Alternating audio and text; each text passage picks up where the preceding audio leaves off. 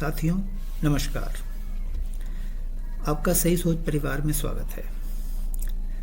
आज का हमारा टॉपिक है हमारा और हमारे ईश्वर से हमारा संबंध, our relationship with our God. मैं ये एडमिट करता हूँ कि मैं कोई बहुत बड़ा ज्ञानी नहीं हूँ और ना ही कोई धार्मिक वक्ता। मैं जो भी आपसे शेयर कर रहा हूँ ये मेरे लाइफ एक्सपीरियंसेस और ईश्वर की कृपा से कुछ ज्ञान प्राप्त हुआ है, उसी पर आधारित है। अगर मेरी कोई कही हुई बात आपके विश्वास से मेल ना खाए तो प्लीज़ उसे इग्नोर कर दीजिएगा।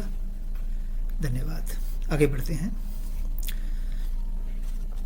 गुरु ग्रंथ साहब में गुरु नानक जी ने शुरुआत में ही कहा है एक ओंकार।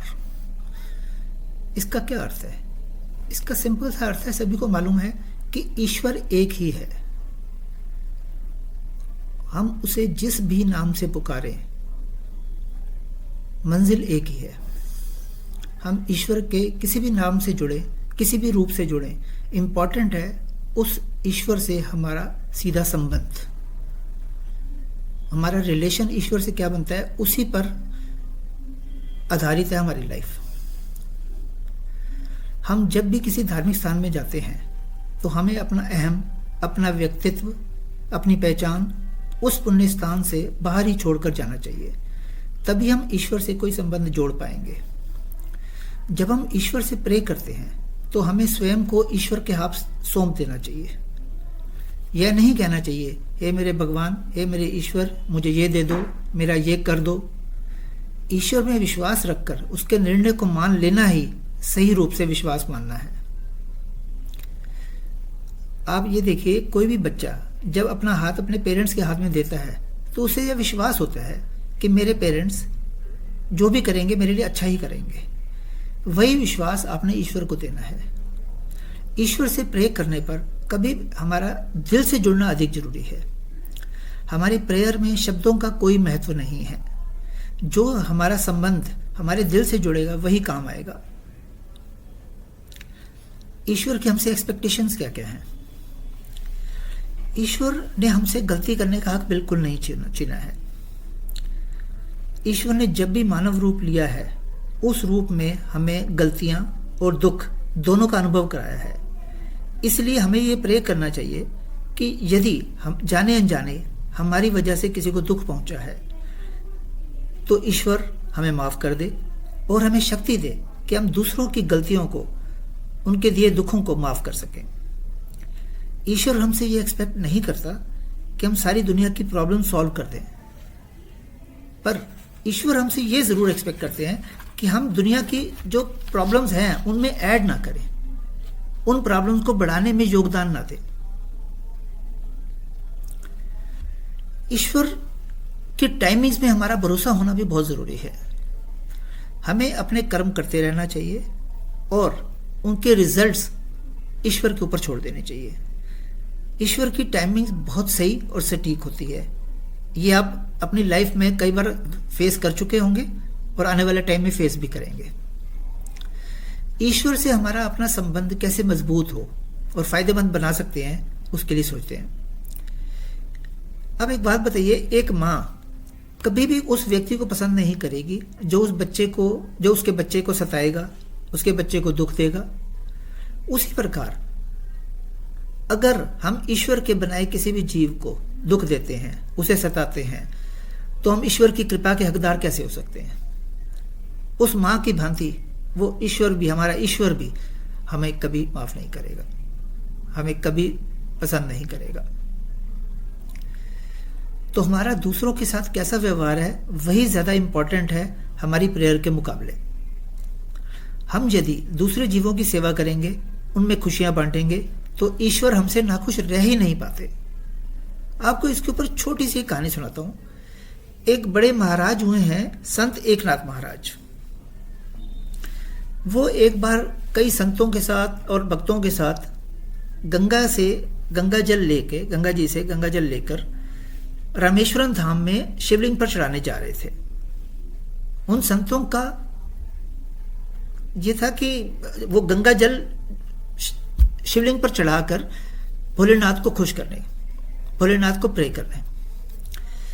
रास्ते में जाते हुए देखते हैं कि साइड पे एक गधा मिट्टी में गोते लगा रहा है और बहुत परेशान है, गर्मी प्यास से बहुत दुखी है, और हाथ आते जाते की तरफ देख रहा है, बट सब अपना आगे बढ़ते जा रहे हैं उसकी तरफ देख के, तिरस्कार करते हुए।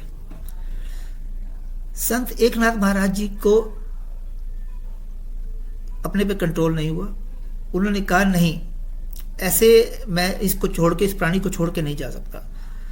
उन्होंने अपने साथ लाया हुआ गंगा जल उस गधे के मुंह में उड़ेल दिया। सारे संत और जो साथी थे वो देखने लगे कि भाई ये क्या कर रहे हो, इस शिवलिंग पे चढ़ाने वाला जल इस गधे पे डाल दिया। उन्होंने हाथ जोड़ दिए संत महाराज जी ने। लेकिन ये कर्म जो है भोलेनाथ जी को ऐसा पसंद आया कि वो कैलाश पर्वत छोड़कर इमीडिएट संत एकनाथ महाराज जी के सामने आके खड़े हो गए। जो संत और उनके साथी वहां रामेश्वर जाके भगवान को खुश करना चाहते थे, ईश्वर भोलेनाथ वहीं सामने संत एकनाथ जी के महाराज जी के सामने आ खड़े हो गए, उनको दर्शन दिया, उनको आशीर्वाद दिया।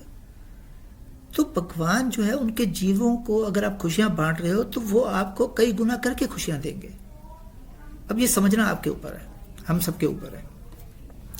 एक चीज और है, हम कई बार बड़ी ही दुविधा में आ जाते हैं कि हम जो भी लोगों की भलाई करते हैं लोग उसकी वैल्यू ही नहीं करते, हम उन्हें थैंकलेस कहते हैं, और कई बार मन में सोचते हैं वाकई भलाई का जमाना नहीं रहा, भलाई से हमारा विश्वास उठने लगता है।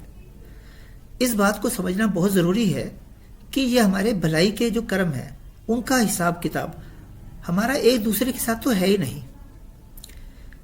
ये कर्म हमारे और ईश्वर की अकाउंटिंग में है। हमारे सत्कर्मों का फल हमें ईश्वर ही देंगे और उसे कई गुना करके देते हैं, विश्वास कीजिए। आप विश्वास करके देखिए, अगर आप अपनी लाइफ एक्सपीरियंसेस को देखेंगे तो पाएंगे कि किस तरह आपकी परेशानी में एक अनजानी शक्ति ने आके आपकी मदद की। वही हमारे सत्कर्मों का फल होता है, जिसे हम रियलाइज कर कर भी इग्नोर कर देते हैं। आप लोग लाइफ में कई तरह के लोगों की मदद करते रहते होंगे। सोचिए, आपके घर में काम करने वाली बाई या आपकी लोकेलिटी का गार्ड या कोई और वर्कर जिसकी आप कई बार मदद करते रहते हैं, वो फिर भी आए दिन कुछ ना कुछ मांगने आ खड़ा हो, तो आपकी क्या भावना आएगी? सही बताइए। आपके मन में तिरस्कार के अलावा कुछ नहीं आएगा। वही बात हमारे और ईश्वर के बीच में है। हमें ईश्वर ने इतना कुछ दिया है, फिर भी हम ईश्वर से आए दिन कोई ना कोई फरियाद करते रहते हैं, तो आप सोचिए हमारा कैसा संबंध रहेगा। ईश्वर हमें किस नजर से देखेंगे? याद रखिए, ईश्वर की जो कृपा हमारे पास है, हम उसकी कदर नहीं कर पा रहे हैं। वही सब कुछ करोड़ों लोग अपनी दुआओं में मांग रहे हैं। सोचिए, गुरु नानक जी ने हमें एक बात सिखाई है, मन नीवा मत उच्ची, मन नीवा मत उच्ची। जी हाँ, हमें सदा खुद का अहम पर्सनल इच्छाओं को पीछे कर अच्छी और ऊंची सोच रखनी चाहिए कि किस तरह हम दूसरों की सेवा कर सकें और उनको खुशियां बांट सकें।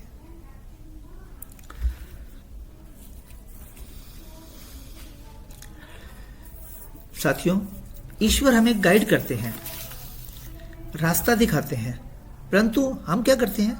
हम उस रास्ते में अपना अच्छा बुरा, फायदा नुकसान, देर सवेर अपनी सोच डालने लग जाते हैं और उसके अनुसार चलते हैं, और कई बार सही दिशा समझने में चूक कर देते हैं। ईश्वर को हमारा रास्ता भी पता है और मंजिल भी। ईश्वर कभी रास्ता नहीं भटकते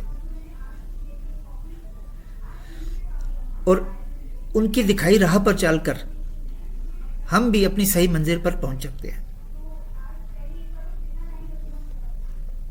मैं उम्मीद करता हूं कि आप मेरी कई बातों को सही दिशा में लेंगे और अपनी लाइफ में ग्रोथ कर पाएंगे। मैं आपसे रिक्वेस्ट करता हूं कि यदि आप अपनी लाइफ में स्पिरिचुअल ग्रोथ चाहते हैं तो हमारे प्रयास से जुड़ें।